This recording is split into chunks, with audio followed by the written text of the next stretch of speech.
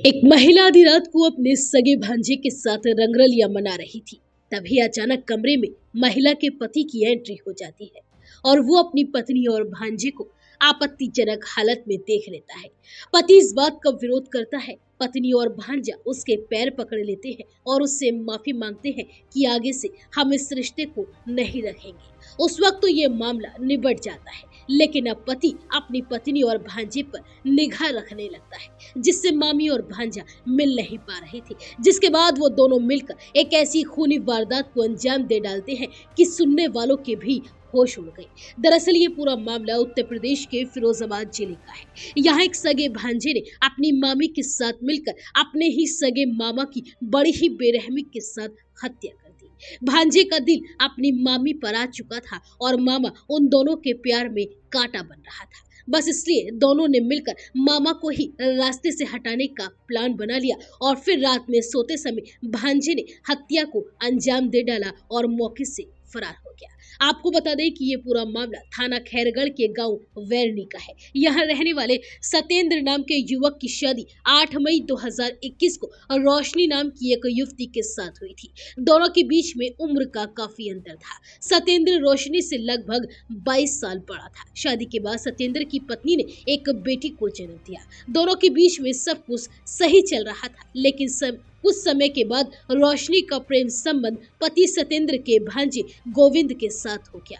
रोशनी और गोविंद एक दूसरे से प्यार करने लगे। गोविंद अक्सर अपनी मामी से मिलने के लिए घर आने लगा और दोनों साथ में वक्त गुजारने लगे, जिसकी भनक सत्येंद्र को भी हो गई। सत्येंद्र रोशनी के बीच इसी बात को लेकर रोजाना झगड़े होने लगे और एक दिन सत्येंद्र ने पत्नी रोशनी और भांजे गोविंद को आपत्तिजनक हालत में कमरे के अंदर बंद देख लिया, जिसके बाद दोनों ने मिलकर सत्येंद्र की हत्या की साजिश रच डाली और 14 जनवरी की शाम गोविंद अपने मामा सत्येंद्र के घर पर आ गया। खाना खाने के बाद सभी लोग सो गए। बताया जा रहा है कि सत्येंद्र अपने गांव में बने एक कमरे में रहता था, जहां सभी लोग एक साथ सो रहे थे। गहरी नींद में सोने के बाद भांजे गोविंद ने मामा सत्येंद्र की गला दबाकर हत्या कर दी। बताया जा रहा है कि जिस वक्त गोविंद अपने मामा का गला दबा रहा था, उस समय पत्नी रोशनी ने खुद पति के दोनों पैर पकड़ रखे थे। मामा की हत्या करने के बाद गोविंद वहां से फरार हो गया और सुबह होते ही पत्नी रोशनी ने